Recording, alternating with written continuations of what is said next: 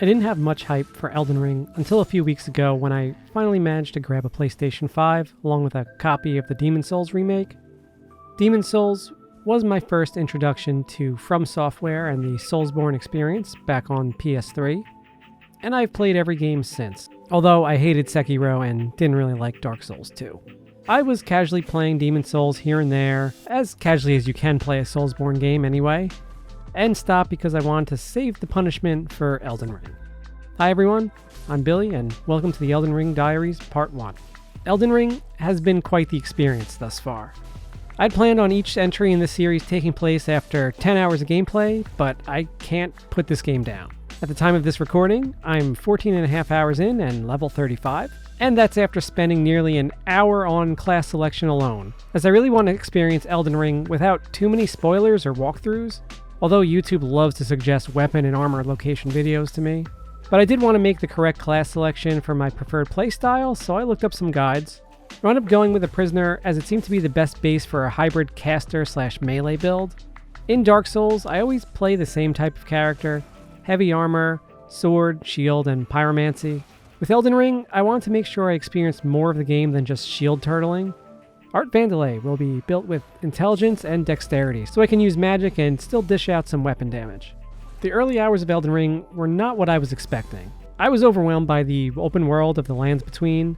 The night before Elden Ring's release, I loaded up the Demon's Souls remake and actually put in a good few hours making legit progress, relearning the layout of the Tunnel City, 2-2, and memorizing some of the shortcuts. I longed for this type of structure in Elden Ring, especially in my first few hours with the game.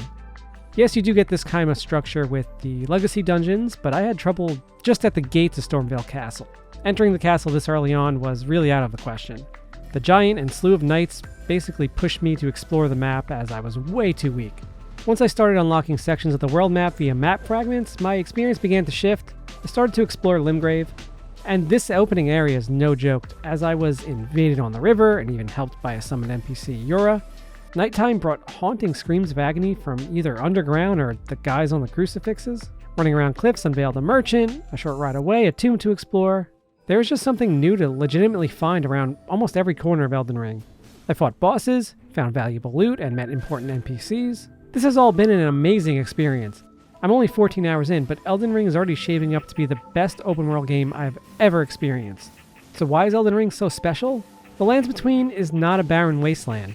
You're never a minute or two away from finding a new boss to battle, a hidden crypt to explore, or an NPC to converse with, plus the ability to fast travel to any sites of grace was an amazing design choice, as the world truly feels completely open. There have been many times I ran out of flasks deep in a dungeon and decided to just come back later after I leveled up a bit. Why struggle for hours when I can easily travel across the map, choose a direction, and see where I end up? Nearly every time, I find something fascinating. The notes of other players, a staple from Software's games, help dramatically, pointing out an object of interest just around the corner. I had grown used to messages at every treasure chest containing mentions of it being a trap, and as with every Dark Souls game since my first encounter with the Mimic in Dark Souls 1, I whacked the chest with my weapon before opening it, as you could never be too sure. You could imagine when, to my surprise, one of the chests opened to reveal Black Smoke, a teleportation trap that sent me across the world. Of course, to an area that I was way underleveled for, and I really just laughed out loud because that was hilarious.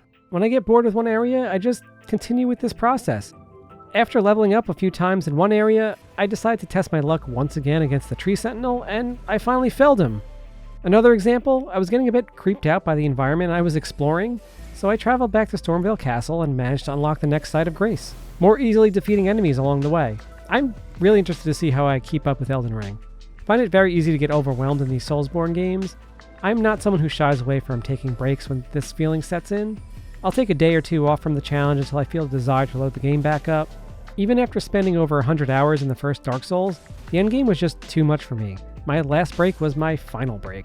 Will Elden Ring's ease of exploration allow me to keep playing for days, weeks, or months at a time without the need for breaks? Well, you'll just have to check in for part 2 and the rest of the series for that.